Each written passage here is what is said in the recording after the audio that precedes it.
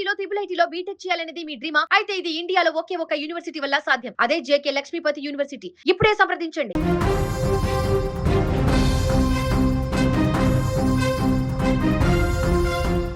Social మీడియాలో మిలియన్ల కొద్దీ వ్యూస్, యూట్యూబ్లో నవ్వుతూ కనిపించే సాంప్రదాయబద్ధమైన కుటుంబం, తమ లైఫ్ స్టైల్తో ఎంతోమందిని ఆకట్టుకున్న పాపులర్ కపుల్. కట్ చేస్తే సీన్ రివర్స్ అయింది. ఆ నవ్వుల వెనుక కోట్ల రూపాయల మోసాల సామ్రాజ్యం ఉందనే షాకింగ్ నిజాలు తెలుగు రాష్ట్రాలతో యూకేలోనూ షేక్ చేస్తున్నాయి. ప్రముఖ యూట్యూబ్ ఛానల్ నందూస్ వరల్డ్ రమానందన, ఆమె భర్త జాగర్లమూడి మధుకర్ చుట్టూ ఇప్పుడు వీసా స్కామ్ ఉచ్చు గట్టిగా బిగుసుకుంది. నిన్న మొన్నటి వరకు యూకేలో లగ్జరీ లైఫ్ గడిపిన ఈ ఫ్యామిలీపై ఇప్పుడు లుకౌట్ నోటీసులు జారీ అయ్యాయి. ప్రస్తుతం ఈ జంట పరారీలో ఉన్నట్లు తెలుస్తోంది. అసలేంటి నందూస్ వరల్డ్ వీసా దందా? బాధితులు ఎలా నిలువునా మునిగిపోయారు? ఈ వీడియోలో పూర్తిగా తెలుసుకుందాం. Nandu's world UK visa scam వ్యవహారం ఇప్పుడు తెలుగు రాష్ట్రాల్లో సంచలనంగా మారింది. అసలు ఈ కథ ఎలా బయటపడిందంటే, ఎన్టీఆర్ జిల్లా ఇబ్రహీంపట్నానికి చెందిన మామిళ్లపల్లి శివక్రాంతి కుమార్ అనే యువకుడు గతంలో లండన్లో చదువుకున్నాడు. అక్కడ అతనికి నందు భర్త మధుకర్తో పరిచయం ఏర్పడింది. శివక్రాంతి యూకే వీసా గడువు ముగుస్తున్న సమయంలో మధుకర్, నందులు తాము వీసా రెన్యువల్ చేయిస్తామని, అలాగే బ్రిటన్లో మంచి ఉద్యోగం ఇప్పిస్తామని నమ్మబలికారు. వీరు నడుపుతున్న డెస్టినీ కన్సల్టెన్సీ ద్వారా ఈ ప్రక్రియ పూర్తి చేస్తామని చెప్పారు. యూట్యూబ్లో నందుకు ఉన్న సెలబ్రిటీ ఇమేజ్ను చూసి నమ్మిన శివక్రాంతి దఫాలుగా ఏకంగా 15 లక్షల రూపాయలను వారి బ్యాంక్ అకౌంట్లోకి బదిలీ చేశాడు. ఇక డబ్బులు తీసుకున్న తర్వాత నందు దంపతులు శివక్రాంతికి ఒక బ్రిటన్ జాబ్ వీసా డాక్యుమెంట్ను పంపించారు. తీరిగ్గా పరిశీలిస్తే అది పక్కా నకిలీ డాక్యుమెంట్ అని తేలింది. మోసపోయానని గ్రహించిన బాధితుడు తన డబ్బులు తిరిగి ఇవ్వాలని నందు ఫ్యామిలీని నిలదీశాడు. గొడవ పెద్దదవటంతో కేవలం 2 లక్షల రూపాయలు మాత్రమే వెనక్కిచ్చి మిగతా 13 లక్షలు ఇవ్వకుండా బెదిరింపులకు దిగారు.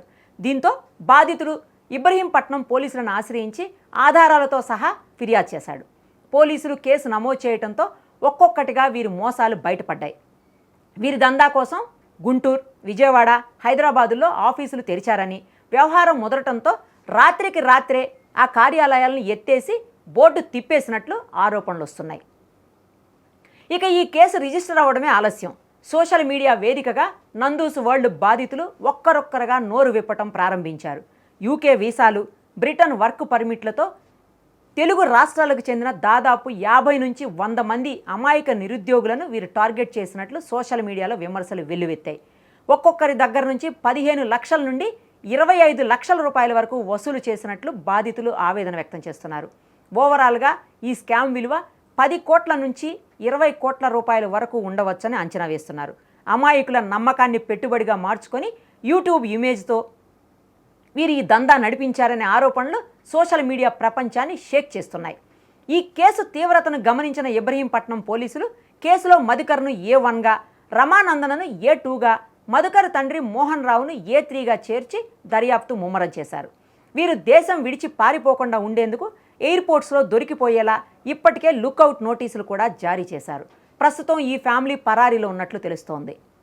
మరోవైపు ఈ ఆరోపణలపై రమానందన తన యూట్యూబ్ ఛానల్ ద్వారా స్పందించింది.